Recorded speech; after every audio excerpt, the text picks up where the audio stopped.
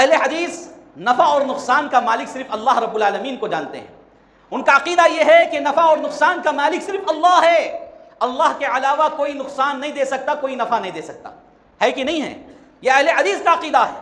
اور یہ بھی عقیدہ ہے کہ اللہ اگر کسی کو نفع پہنچانا چاہے ساری دنیا مل کر اس کو نقصان نہیں پہنچا سکتی، اور اللہ جس کو نقصان کرے ساری دنیا مل کر اس کو نفع نہیں پہنچا سکتی. یہ اہل حدیث کا عقیدہ ہے.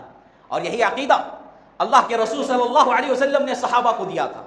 صحابہ اکرام رضوان اللہ علیہم اجمعین کا عقیدہ یہی تھا. اور ایسے ہی عقیدوں کی بنیاد پر اللہ رب العالمین نے کہا فَإِنْ آمَنُوا بِمِثْلِ مَا آمَنْتُمْ بِهِ فَقَدْ اهْتَدَوْا، کہ ایمان والو یہ لوگ تمہاری طرح ایمان لاتے تو پھر ہدایت یافتہ ہو جاتے. تو صحابہ کا ایمان یہ تھا کہ نفع اور نقصان کا مالک وہ صرف اللہ رب العالمین کو جانتے تھے. دلیل صحابہ اکرام رضوان اللہ علیہم اجمعین پیارے نبی صلی اللہ علیہ وسلم کی خدمت میں حاضر ہوتے ہیں، پوچھتے ہیں اللہ کے نبی صلی اللہ علیہ وسلم یہ فلاں مشرک ہیں، فلاں لوگ ہیں، یہ اپنی تلواریں فلاں درخت کو لٹکا کر اس طرح تورک حاصل کرتے ہیں.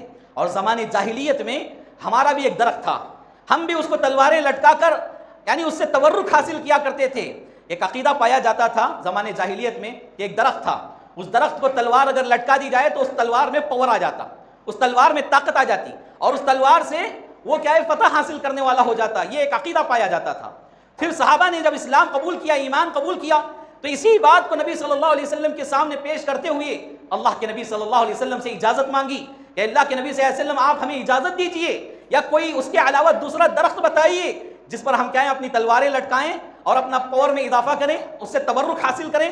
تو میرے بھائیو اللہ کے نبی صلی اللہ علیہ وسلم نے سختی سے منع فرمایا، اور منع کرنے کی وجہ یہی تھی کہ کوئی درخت آپ کو نہ آپ کی تلوار کو نفع نقصان پہنچا سکتا ہے.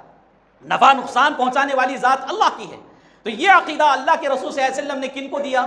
صحابہ کرام رضوان اللہ علیہم اجمعین کو. اور یہی عقیدہ آج اہل الحدیث کا ہے. اہل الحدیث کا یہ عقیدہ کہ اللہ کے علاوہ نفع و نقصان کا مالک کوئی نہیں ہے. لیکن آپ دیکھیے امت مسلمہ کا ایک بڑا طبقہ جو اپنے آپ کو مسلمان کہتا ہے، وہ غیر اللہ سے یعنی اللہ کے علاوہ دوسروں سے مدد طلب کرتا ہے، دوسروں کو نفع نقصان کا مالک سمجھتا ہے. فلاں پیر کی نظر، فلاں پیر کے نام پر نیاز. یہ نظر و نیاز کیوں کیے جا رہے ہیں؟ اس لیے کہ اگر یہ ہمارے نظر و نیاز سے خوش رہیں گے تو یہ ہمیں خوشیاں عطا کریں گے، اگر یہ ناراض رہیں گے تو پھر ہمیں بھی کیا ہے غمی عطا کریں گے. یہ عقیدہ کلمہ پڑھنے والے بہت سارے مسلمانوں کا ہے جو کہ حق والی جماعت کا عقیدہ نہیں ہے. حق والی جماعت کا عقیدہ کیا ہے؟ نفع و نقصان کا مالک صرف اللہ ہے، اس کے علاوہ کوئی نفع نقصان دینے والا نہیں ہے. تو میرے بھائیوں یہی بات صحابہ کرام سے ثابت ہے، رسول اللہ صلی اللہ علیہ وسلم سے ثابت ہے، اور اسی بات پر اہل الحدیث قائم ہیں.